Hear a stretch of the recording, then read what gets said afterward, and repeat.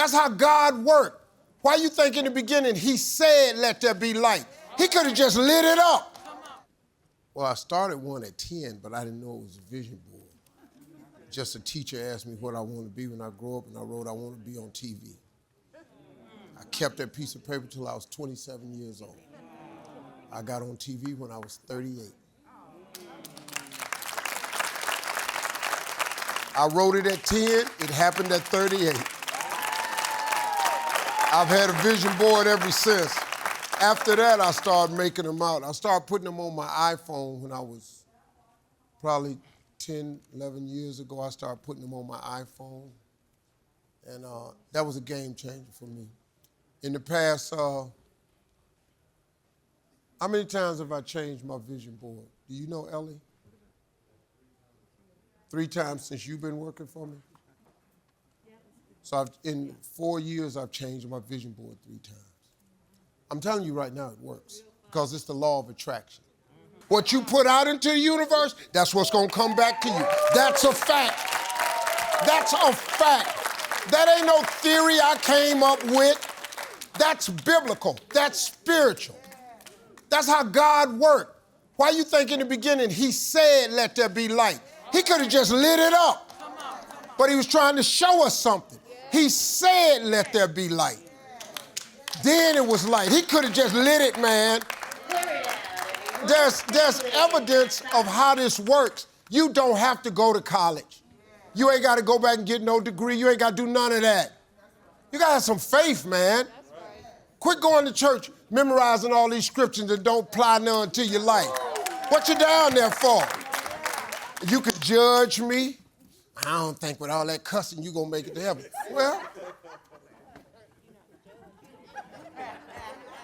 Well, I'll tell you what. You better hope like I'm hoping. And when we get up there, he grading on the curve.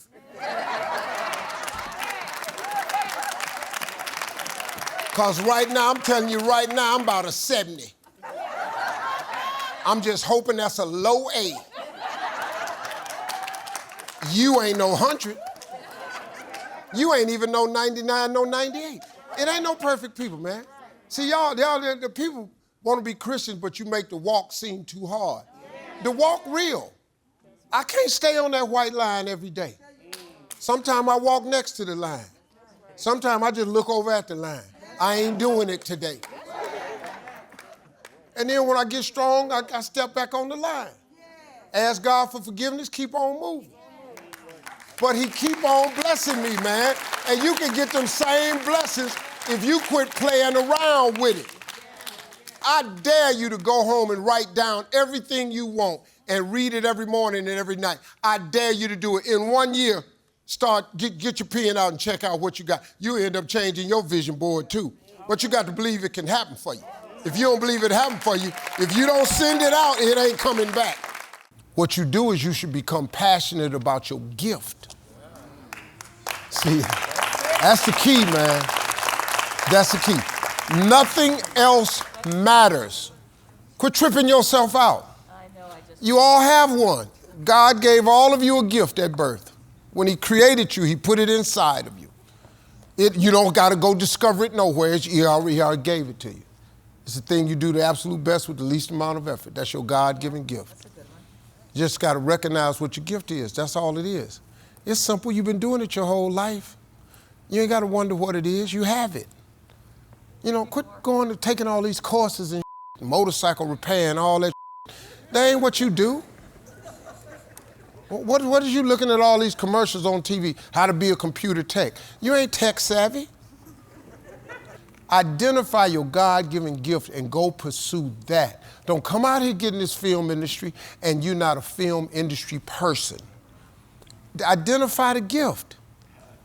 Running, jumping, singing, and dancing ain't the only gift. I tell this story all the time. A friend of mine, we were growing up, all he did was cut grass. He cut grass all the time. We used to call him Cutter. He had hedges. He had one push lawnmower. He was so talented, though, he could raise the blades and lower the blades. He could cut patterns in your yard. He could put your initials in your grass with a push lawnmower.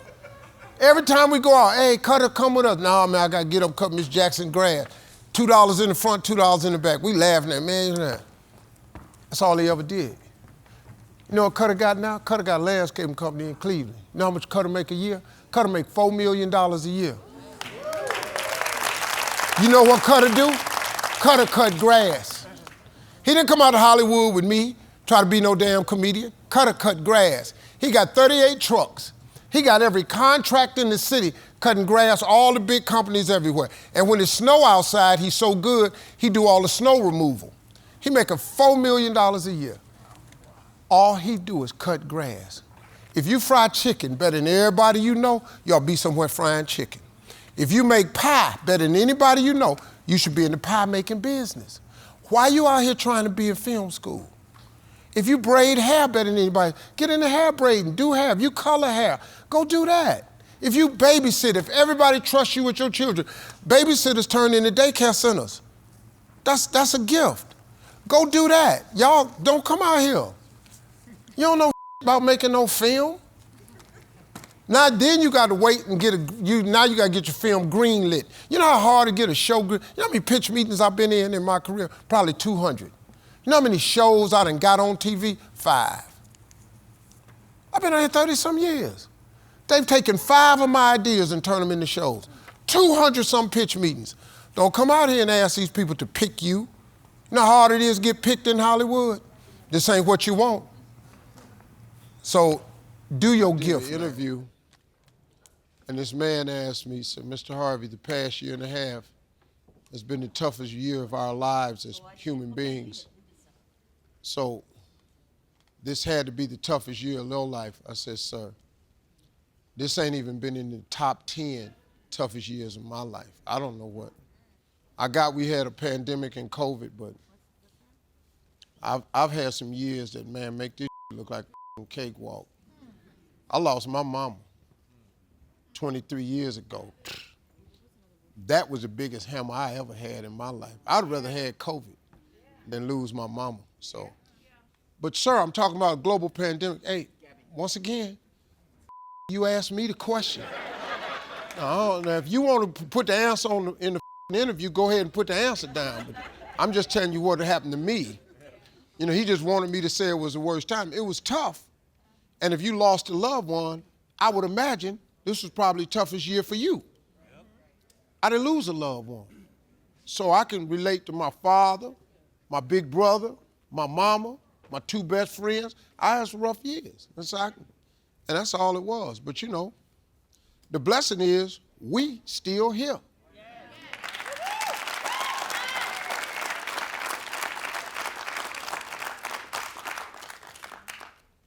I had a lot of good stuff happen during the COVID myself. But, you know, and you had some good stuff that happened too. You just got to look for it. Behind every moment of adversity, there's a lesson and a blessing. Yeah, we all learned something during the pandemic, but wasn't it a blessing somewhere in there? You know, some people, I lost my job. Whoa. Do you realize sometimes when a door closes, God is sending you up the hallway to go through another door? You be tripping, man. That ain't your job.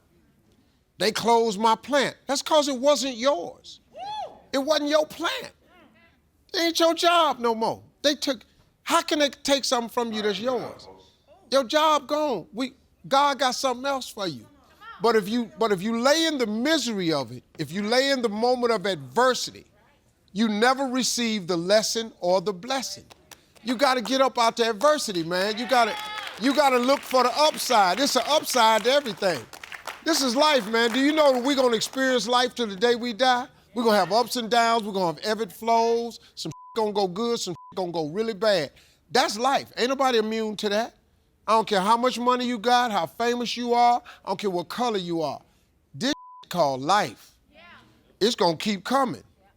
You just got to get better at handling it. You know, that's my suggestion to everybody. Quit crying about what didn't happen to you.